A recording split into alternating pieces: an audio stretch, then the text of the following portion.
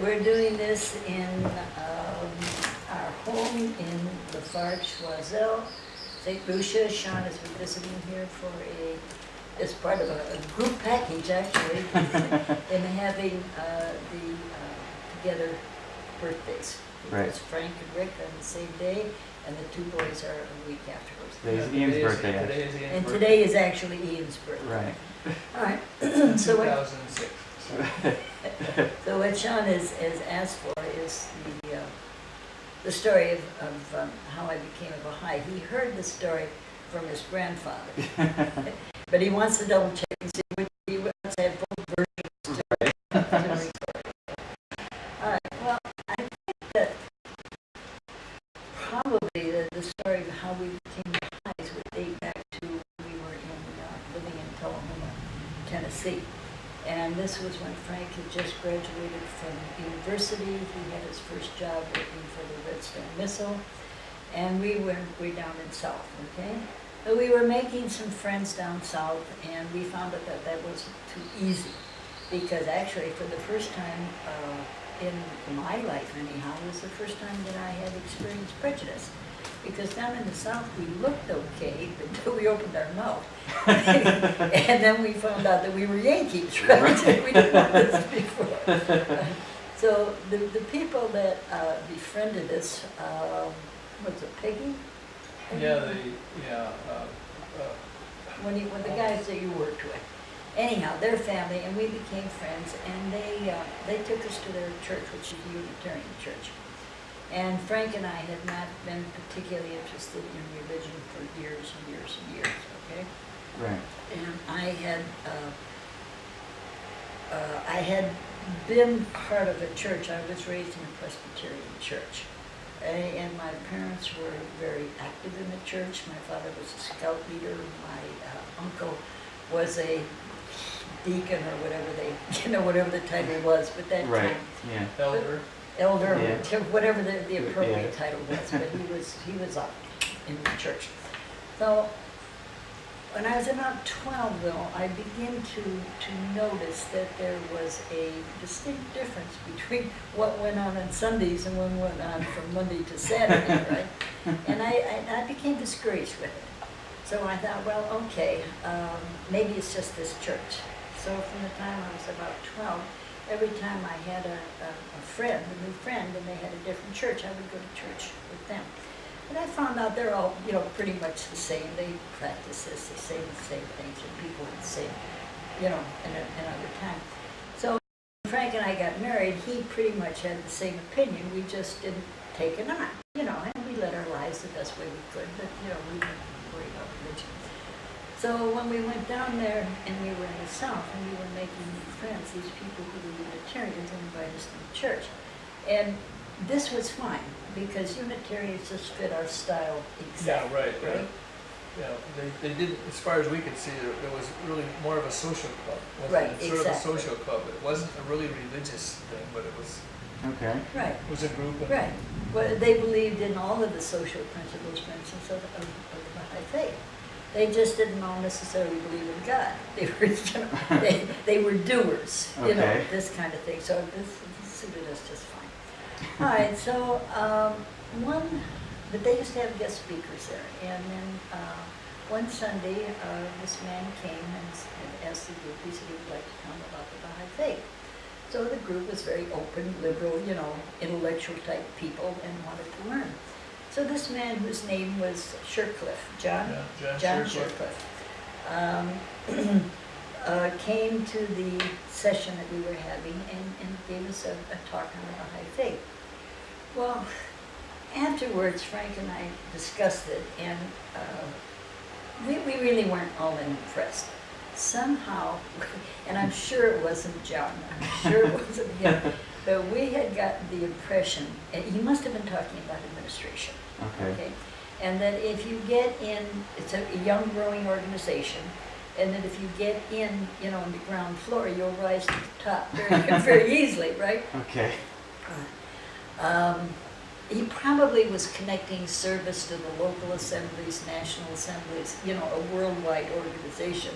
But we got being oriented in more human things. we connected that to type of thing that Frank would, Big business, big Chrysler, business kind of stuff. Aerojet and all this sort of stuff, which was, A climbing organization. yeah, right, you know, you're very aggressive and you're really, you know, all this, and I'm not an aggressive person. Right. And neither one of us was interested in that, so we just, you know, we sort of forgot about the Baha'is. Job finished there, we moved out to California. We become involved with things out there, and I become involved in the PTA organization. Right. Well, again, I'm a doer, so the second year I'm in PTA, I'm elected the president, all right? Also, it's a brand new school, so there And was it's a new school. these people have never been together before and everything, so you know, it wasn't Established school. it wasn't an old established type of thing, right? Old boys school kind of Right, stuff. it wasn't an old boys school, she's brand new, she's doing a lot of stuff, Ways and Means and Committee, and so. Yeah, we had been, so, but now, the president of the PTA now has to pick a council of people to work with, right? And that's not the easy job, because it's not always easy to get people She was to ready. do the work, right? All right, so we go back over the list of people that we know from the school. Well, Frank and I had been doing the movies on Saturday as a fundraiser for some time. That was good stuff, you know. Yeah. What was We it? got Walt Disney movies, and Right. we got the serial What was Deadwood Dick. Deadwood Okay. Dick, right, okay, we showed that every Saturday. And when a comedy, you know, one of Walt Disney comedy, you know, good, clean, relatively good, clean stuff, nothing that was bad at all. We sold Okay. popcorn and Popcorn juice, you and, know, for the kids. It's a what was it? fundraiser, right? Right. Lemonade. And everybody sent their kids to the Saturday movie. Well, I remember this one man who had come and was very steadfast. He came every Saturday, he was very reliable. He didn't, you know, we didn't talk a lot, we didn't get to know him, but I mean, I'm thinking, this may be the man that I can, you know, ask to do the Ways and Means. But I don't know his wife, okay? And this is kind of sensitive, right? Because I don't want to call and ask him to do some work with me when I don't know his wife. You know what I'm saying? Right. Yeah. But wait a minute, there's also another fact was that at this school they had extramural stuff, so we used to play volleyball. Yeah, but that's the Well, we knew all these people, we knew her, we knew him, but we didn't know I they fit couldn't put together. them together. Right, at we that couldn't time. put them together, that's I right. didn't know his wife. Right, we did, absolutely not. Okay, all right.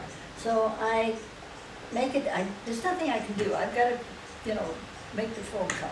So I make the phone call, holding my breath, hoping, God, I hope he answers the phone. Right? And of course, you know, hello, you know, here's this woman's voice. And I think, So, you know, this is Pat Cassie, you know, I've just been elected, you know, the chairman of the PTA. Oh, yes, she says, how are you? And I'm thinking, uh-oh. I do know her. Yeah.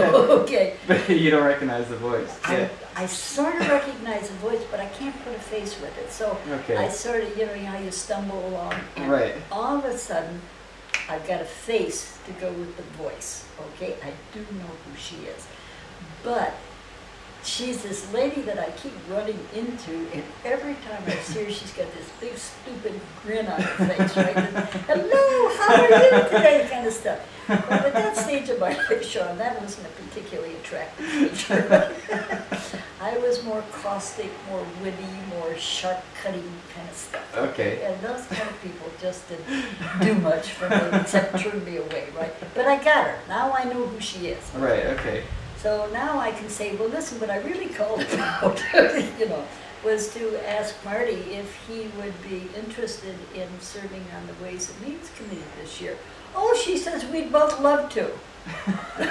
Just like that, Just boom, just like that. So I said, okay, that would be really nice, right? Well, all right, we got that settled. Then because of the meetings now we get to know her a little bit better. Mm-hmm. She makes these overtures, invites us to different places, and you know, well, I sort of stall because she's not really my kind of people. Right? But one time I mean, it's been so many invitations in a row that I'm embarrassed to say no again. Right. So she says, well, let's go on a picnic, because Aerojet had a nice, great big grounds. And Oh such. yeah, they had a recreational grounds, $5 a year, and basketball, baseball, football, swimming, you know, any kind of a place. It was a gigantic place. Okay. Nice. So we'll have a picnic out there. Right. So the two families get together. She has two girls, which are fairly close to our Three. girls' ages. Wasn't they had the three? The three girls, right, Three that's girls. right, three girls. And this is in about Carmichael. This is in 1964. Carmichael. This is in 1963, Okay. Right. late 63, somewhere Okay. around this time. Okay. So we go out on this picnic, and Maxine is a very aggressive Baha'i teacher. So she says, finally she gets around to what she really wants to talk about. Right. But she gets it to me, right? Well, she gets at the table. She Right. says, have you ever heard of the Baha'i faith? And your granddad says, oh, yeah. He says, that Baha'u'llah, I heard he was a pretty good guy. Yeah, right. That's a real good response, right? Anyway. Great. Okay, and Maxine blinks a little bit and says yes. How can you respond to that? Okay, so anyhow, our friendship, now every time we're together, she talks about the Baha'i faith. Okay, well now your granddad's really seriously interested in this thing, and I'm, sort of rolling my eyes, but I like her. Okay. I really like her. She turns out to be everything I like in people. She's smart, she's witty, she's competitive. Right. And she just had this one little flaw. She's a nut on religion. Nobody's perfect. Right. All right, so when she and Frank now are chatting about the Baha'i faith, and he's asking all kinds of questions. What do you do? What do you do about, are there people on Mars? Are they going to believe in Baha'u'llah? What are you going to get in outer space? Right. See, these are the kinds of questions that I'm totally uninterested in. But anyway, it all sounded good. I mean, I couldn't fault anything because of my own background. I couldn't fault it. There wasn't. No, of course Right. not. Even after you asked these ridiculous questions. Yeah. Well, she somehow answered to his satisfaction. I'm not taking it on. Right. Marty and I, who's her husband, are out in the other room chatting, right? 'Cause Okay. he's not a Baha'i. They're Jewish. They're from a Jewish background. Jewish background. Okay. He's not a Baha'i, and she is. So I hang out with him, because I like him too a real lot. We're Okay. good friends. The four of us were very, very good friends. And Except home play pinochle. well, that's Whatever. because of the way you play pinochle. If he'd partnered with me, we'd have killed it too. But Maxine wouldn't play with you. That's very true. Marty had more compassion. He played with you, right? Maxine is still competitive. Okay. So anyhow, this continues. And finally one day we are riding in the car. Oh, and she has also invited us up to Geyserville for a couple of times, okay? All right. And we drive up there. It's a wonderful thing. It's a wonderful sight, a wonderful picnic. We have a great day. All kinds of, good discussions with intelligent, funny people, right? Right. Wonderful day. And we do this 2 or 3 times, but I'm not interested in it, right? Not really. Not for me. Not for me.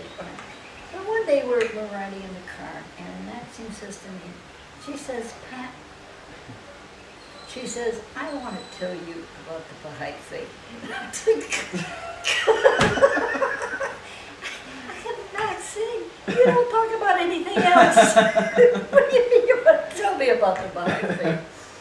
Well, no, she says, I'm going to tell you seriously.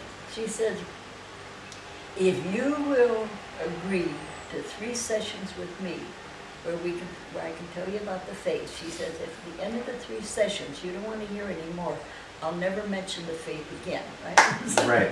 That's good. Boy, she likes Maxine, but forget this other I stuff. just got rid of her only bad habit, right? Right. Yep. Or about to. Yep. All I have to do is show up for 3 nights, right? And she'll stop ragging me about this Baha'i faith. And of course, again, I've been testing because I used to drink. Frank never did, but our family drinking was part of the social mores that we had, right? Okay. And so I used to take Vera over to her house when she'd invite us over, put it in the fridge and drink it, right? Right. She never said a word, not one word. She wasn't going to drive me away, right? Okay. Right. So, but I mean, these are the things I do. I think I just did it unconsciously to test her. Because, you know, I know, and I want to see what she's going to do. Oh, man. Anyhow, so we agreed to a night to start these 3 sessions. So I go over and Frank doesn't go. He stays home. This is just me and Maxie, okay? Okay. So we go through and we start the lesson. It's an outline that she has put together, and it's really an excellent outline, all right? And I begin to really, you know, hear what's being said, and I find it very, very interesting, okay? But again, not for me. It's interesting intellectually. Right. That's all. And I can see, you know, where we're going on it. So we have the first session, that's fine. We have the second session, that's fine too. I'm still, you know, really, it's a very interesting thing.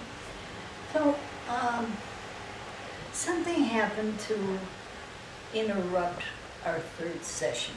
At this point, I don't remember whether we had visitors or Maxine had visitors or we had to go away or the kids were sick. Something caused this interruption, okay? So we didn't get back to the third session, and Maxine isn't saying a word to me about this, okay? So finally I say to her one night, listen, we never did have our third session. She said, oh, that's right. You know, gosh, I really passed it, you know. Playing it casual, yeah. Right. Every night she's saying the tablet. Which we find out later. Right. So we set it up and we go back for the third session. Now, later, not later that night, but I mean later in our lives, Maxine tells me that when she finally goes back to set up for this third session, she really becomes nervous because this is her last chance to tell me about the faith. Right. And the subject is Bible prophecy. Okay. Of all the things that I would be least interested in, right? That's the last word, okay?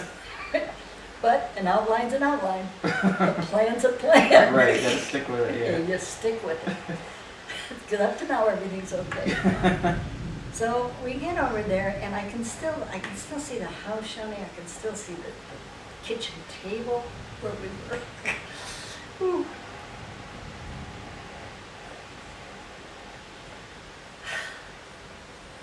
And she shows me this piece of paper, right? 8.5 by 11, right? Okay. And it's a line drawing, right?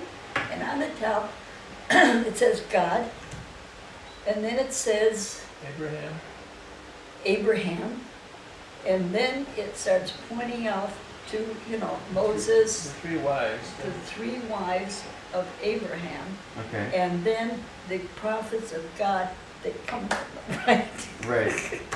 It's a line drawing, you're proof, right? Right. Some guy down the road drew the picture. And I look at this thing and my mind is blown away. Blown away. Nobody had ever connected religion for me before. Okay? And when I was growing up, we had lived in a Jewish neighborhood. Okay? No, when I was growing up, we lived in a Jewish neighborhood. And these people were good people. I mean, Jews are wonderful people. They're good family people. They're honest. You know, they treat their children wonderful. The men are family men. They treat them anyhow. Right. So, but in my church on Sunday, they tell me these people are damned and going to hell. All right, I don't think so. Yeah. So, which is where I started searching in the first place. Right. Because if they're going to tell me they're going to hell, I'm sorry, I can't agree with this. Yeah. So when I see this line drawing and I see this connected, so I see the oneness of religion from this little line drawing, right? So whoa, and Maxine of course is going whoa because of my whoa. Yeah. So we finish off the night and we're done. I go home, okay? And she doesn't say anything more to me at all. I mean, she keeps her word, right? Okay. Right. So the weeks go by, and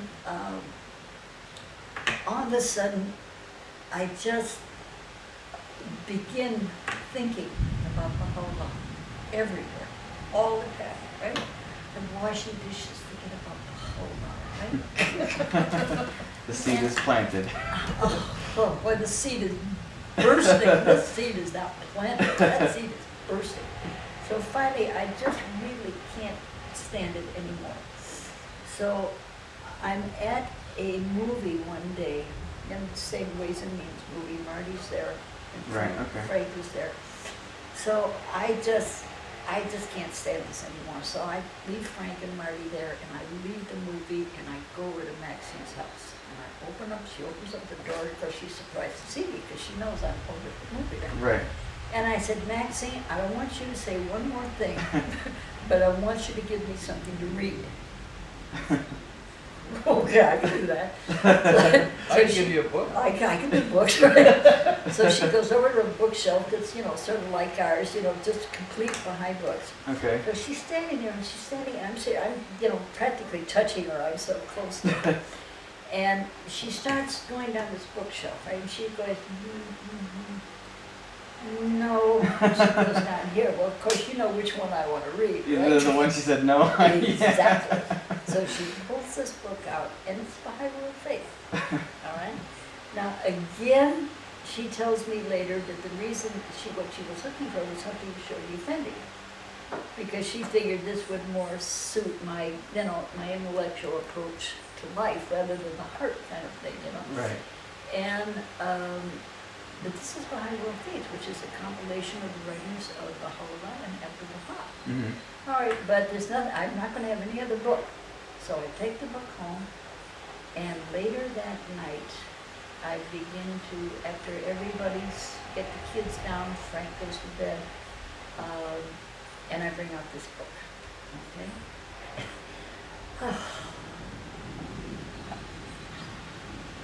Again, I can still see the room, and I'm sitting on the floor behind a big chair, just sort of propped up against it. Why I don't know. This is Skylar Drive. Yeah. Skylar Drive, okay? And I'm reading this book, Shani. Now, I've been a reader all my life, okay? An average of 3 books a week is not unusual. So I know books, I know authors, I know writing. Right. I've read about 8, 9 of these pages in the history.